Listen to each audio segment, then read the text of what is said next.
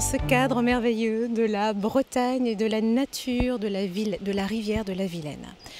En parlant de nature, tu nous parles souvent de notre vraie nature, comme s'il existait une fausse nature. Est-ce que tu peux essayer de nous éclairer sur ce sujet?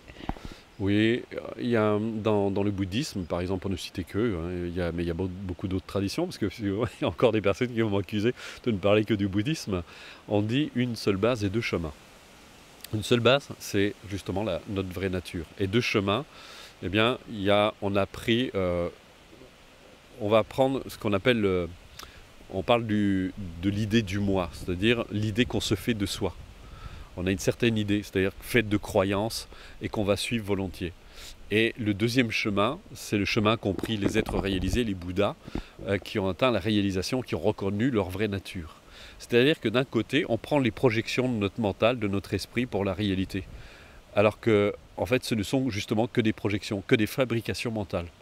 Un être qui cherche à s'accomplir, c'est-à-dire à révéler sa vraie nature, en fait, va justement percer le voile de ces nuages que représentent toutes ces croyances pour réaliser sa vraie nature, ce qu'il est vraiment au-delà des apparences, au-delà des conditionnements.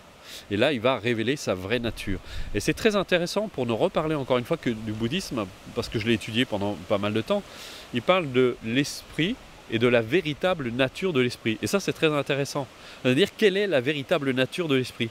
Et quand on commence à creuser, alors je ne vais pas faire un cours ici, mais quand on commence à percer justement, c'est un peu comme on perce un nuage pour en dévoiler, pour en révéler sa vraie nature. C'est-à-dire que, a priori, je vois un nuage avec une identité bien définie, bien fermée, avec un début, une fin.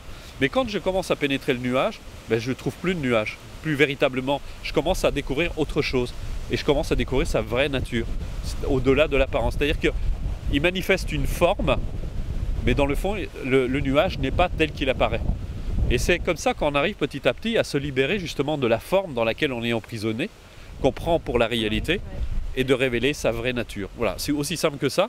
Alors quand je dis simple, c'est pas forcément facile, parce qu'il y a toute une démarche de méditation qui va nous aider à dissoudre justement ces apparences. Ça prend des années de pratique, ça ne se fait pas en un claquement de doigts, mais petit à petit, on arrive à découvrir sa vraie nature et de ne plus être dupe de toutes ces croyances dans lesquelles on est emprisonné. Il faut être dans sa vraie nature pour pouvoir être heureux alors. C'est en révélant sa vraie nature qu'on découvre le bonheur, oui. Superbe. Merci Bruno. Merci Nathalie.